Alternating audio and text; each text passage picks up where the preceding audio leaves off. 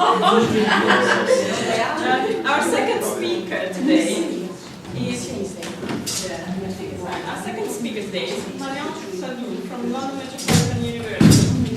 Here I have to test my French, which is very rusty, so please forgive me if I'm going to say this really wrong. Adieu, LLAS. Can computer mediated communication help learners with foreign language anxiety? Thank you very much. Thank you. Very good. In fact, it's not can, it's become could. Because this was based on a very individual project that I was trying to set up, which has not happened yet, really, for all sorts of reasons, which I will get on to later. So this is hypothetical. This is something I would like to do, and this is something I would love people to do with. I.e. colleagues to work with on. I'm going to start with some sort of general reflections about e-learning and blended learning, and I'm very much situating this in a blended rather than e-learning context. I'm French and I doubt a lot, and when I don't doubt, I have lovely colleagues who help me doubt. But I think it's really important to constantly question what it is that we're doing, and I think yesterday we had plenty of ideas coming from the political arena and from what's going on with MOOCs, what's happening to our workloads, that do question a lot of what we do. And I'm a great fan of Tara Brabazon, who teaches cultural studies, I think, at Sussex now. And this is a book she wrote in 2002. It's called Digital Hemlock, The Internet and the Poisoning of Teaching.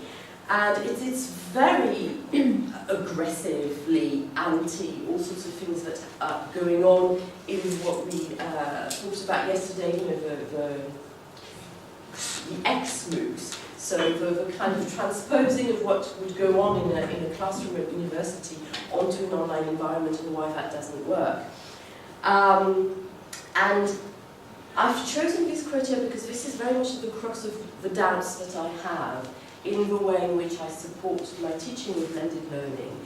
That this notion is that, you know, we have this great emphasis on increasing learner responsibility, but that actually what she thinks is that very often we're doing the opposite. And I have wondered about this on occasions when I have cohorts of students who have these fantastic VLE platforms with so much on, I spend so much time on it, and they become more and more passive. I worry about that. Again, sorry, this is very, very pale. Comments by Felix about, you know, this difficulty of comparing, you know, apples with oranges, the theatre of the classroom that's very rich and where wonderful things happen, sometimes, not always. And this online environment that's very bare and where students are isolated. Somewhere along the line, the pedagogy has to be reinvented, and this is very much what I'm interested in looking at issues of foreign language anxiety and how learning can help. This is the Jill Salmon scaffolding model. We talked about scaffolding yesterday as well, when we were talking about MOOCs. I think this is something that is hugely important, but also hugely time-consuming. My experience of blended learning, both as a teacher and as a manager of teachers, is that I still believe that it hugely empowers the language teacher in particular. It allows us to distribute aspects of learning in order to free the class time for what the class time is best at. And I would suggest that speaking is hugely important in the class time, because we never know quite how much speaking our students do outside of class. It also supports learners to develop responsibility for their own learning. It can do that, particularly with placing more emphasis on them exploring and discovering personalised language learning strategies. It also should support teachers in reconfiguring their role in the learning process. I think that technology is something that has helped me realise that I don't actually do what I thought I was doing. And it depends on the environments. Now, foreign language anxiety, I suppose, is something that most of you have experienced, or is this a new term? Students who can't talk, won't talk. Yes. They blush, they sweat, they're physically uncomfortable, they avoid your gaze because they're terrified that if your gaze is crossed, you might get them to talk. Sorry, this is terribly dark. They sit alone. I just cannot believe it. At Computer Mediated we have large classrooms sometimes that are really not suited for language teaching. And there will be one student who always chooses to sit over there at the back.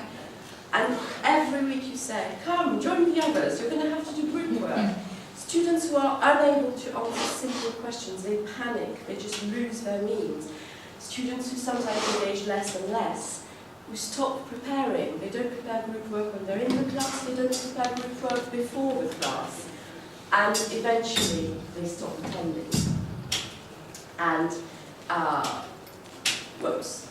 Now, foreign language anxiety has been researched quite extensively, particularly by Horvitz. And I really like her definition here because I think it brings all the problems that are there. She sees it as a distinct complex of self-perceptions, beliefs, feelings and behaviours related to classroom language learning. And I think what we do in our classes with language learning, it is not natural, it is not real, it is not authentic, no matter how much we like to think it is. The role plays we give our students to do are ridiculous. Some of them cope with that, they play the game. For others, it makes it really, really, really difficult. So it can affect all skills: listening, reading, writing. Speaking is what I'm most interested in because speaking is what I would have preferred to keep in the classroom, where whilst I feel listening, reading and writing can be done online in distributed context. Speaking is more difficult. And yet, for those students who suffer from foreign language anxiety, the classroom is not the right place. Often, foreign language anxiety is not related to motivation to learn. It is not necessarily related to trait anxiety. So these may be students who are not anxious in other classroom contexts, or in other learning contexts, or even in other communicative contexts. And sometimes, particularly with speaking anxiety, you find that these are students who are not unsuccessful with other skills. It's speaking that's a big problem. I had students in high advanced levels of French, actually doing French studies, who had foreign language anxiety, who couldn't speak. They managed to speak the day of the oral test, just about, but you could see this was at a horrendous cost. But the other skills were great, developing fine. It could be caused by poor language learning strategies, and I think that that's a very important element and something that the presentation that we've seen addresses in part. It could also be culturally bound. In fact, research in foreign language anxiety shows that it is more prevalent amongst Asian students. But it could also be, and I think that very strongly, caused by specific aspects of the language class. In French we say muet comme une carpe, and I've often had the feeling that in my classes I had little fishes who gasped for air, but that nothing really could come out. And it's a very painful thing for the student, but as a teacher as well. So what can a language teacher do? Embed the development of sound language learning strategies? Design playful and meaningful activities, as the example we've just seen before. I think that that's also hugely important. Not intervene, just let them be. And that has tended to be my strategy over time, because I prefer anxious students to still come to the class and not necessarily feel completely humiliated and alienated.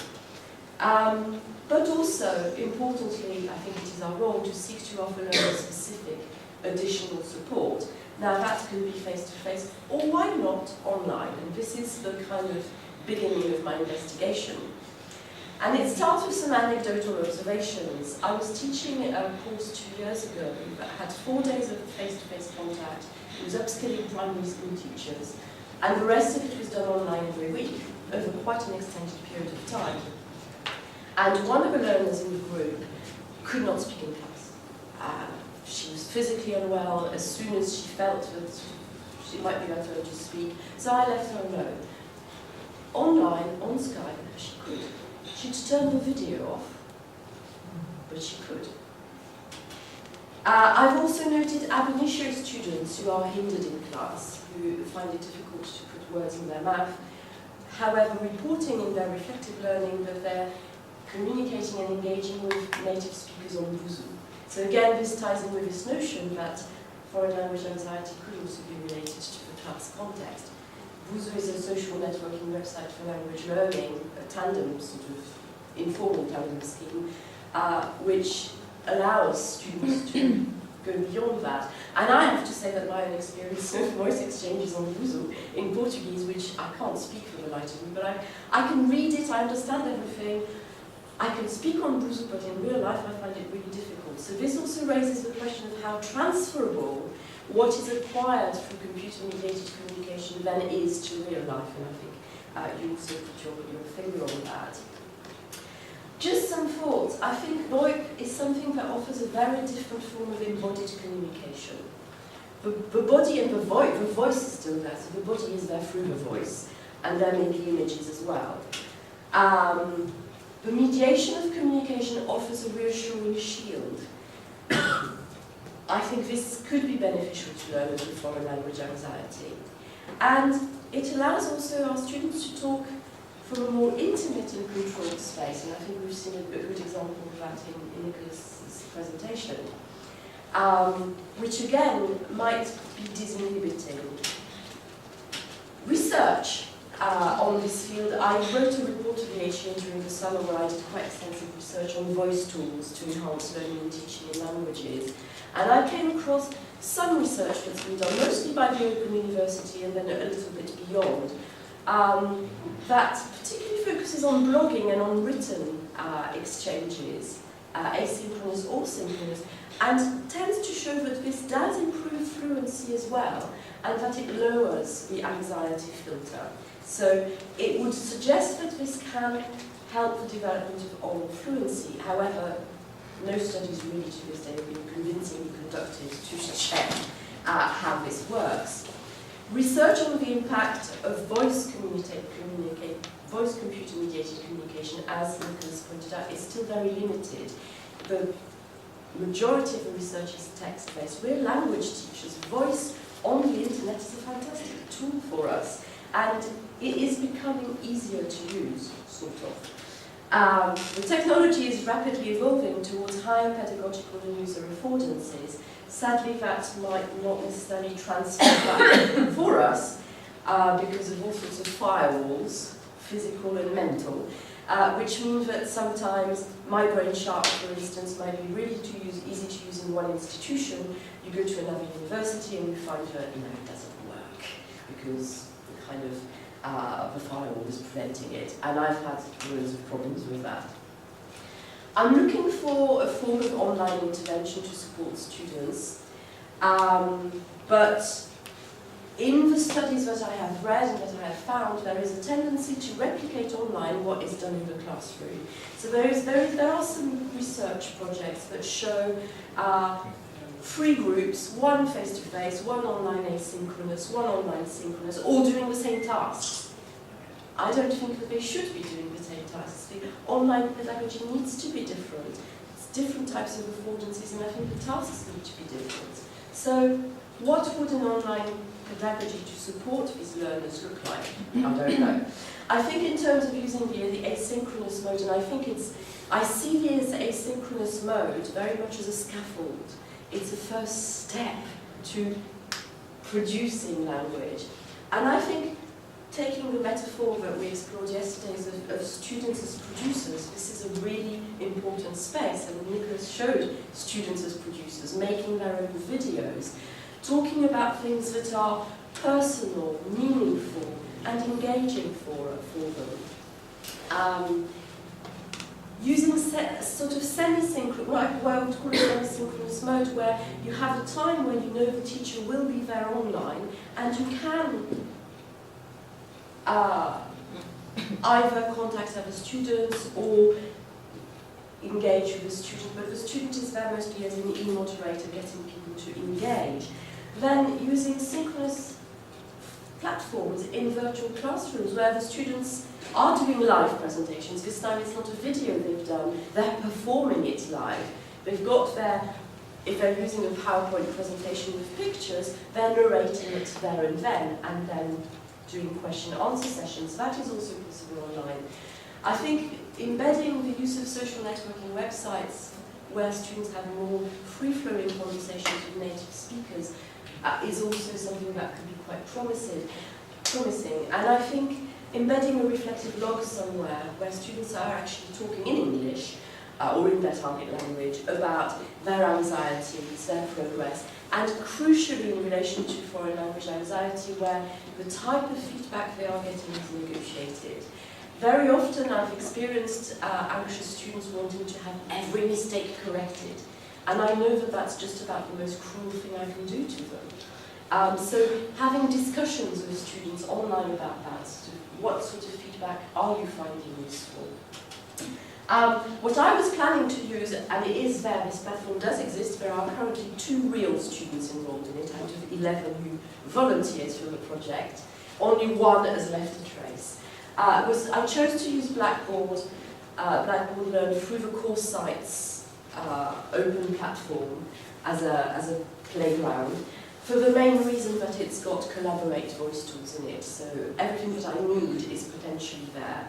I don't need to get students to use other tools to record themselves. In theory, in practice, for the last 3 weeks, the voice server has been down. And I don't know when it will be back.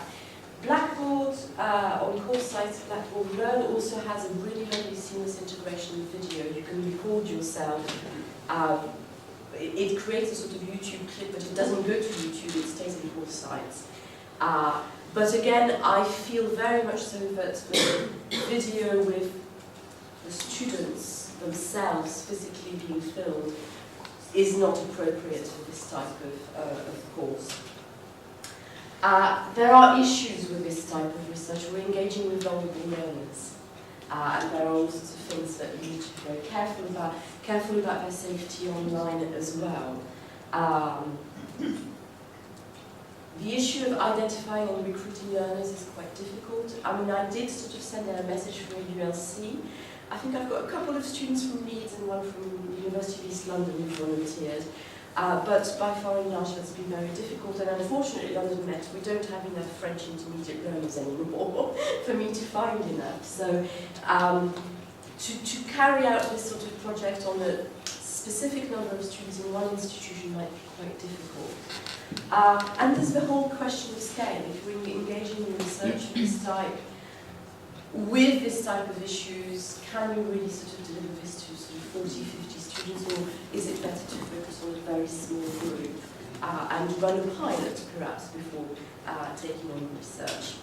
If anybody is interested in collaborating, this is my personal email address, because I'm leaving London Met in 3 weeks' time, and I'll be up in China.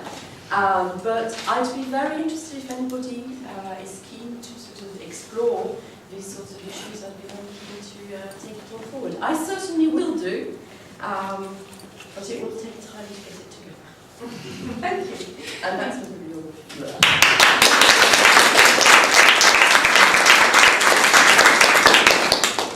there any questions? Yes, thank you. Okay, one question is more to see how are you thinking of evaluating the success or not? Because to measure foreign language anxiety is pretty difficult. Yeah. So, yeah. Yeah, I mean, I was planning to use the standard measure for foreign language anxiety, which is the FLA It's a questionnaire. index questionnaire. Yeah, I don't think it's very good. Yeah, exactly. It seems to be what most people are using, but I don't think it's very good.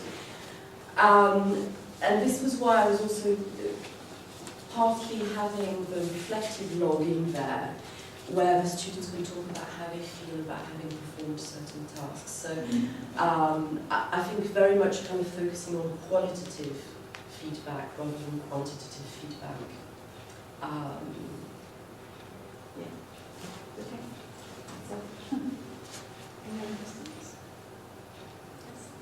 Yes, I have a question about sort of letting the student be when he or she doesn't speak in the classroom.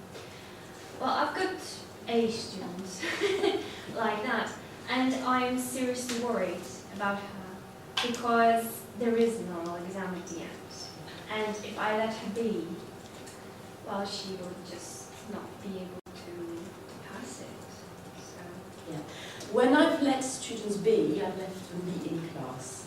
But I Yeah, have she's discussed, I have approached them separately to say that I'm concerned about their difficulties with speaking and that I can help them if they want. Most of the time I've helped students with kind of additional face-to-face tutorials, but it very rarely works because, I mean what I tend to do now as well is that through the blended learning and particularly online, the students are exposed to all sorts of tools that they can use. I encourage them to make their own language lab when they're beginners, so that they use resources that are out there, they repeat, they record themselves, because I think lack of confidence in pronunciation is very often at the start of this. And in class I try to kind of do silly drama games that are so off the wall that I think most students they all giggle and join in. Where I've had more of a tendency to really let be in advanced levels, where I just think, well, if a student is choosing to study this language, there's a reason. Speaking might not be what she wants to do with it later. Yeah, that's what I think. But unfortunately, the way the course looks like, she'll have to be assessed. I know, it's a difficult one. More questions? No, but if not, I think we should probably bring this session to an end, go off to lunch, and 2 more sessions this afternoon. Before we do that, join me and thank these 2 wonderful speakers.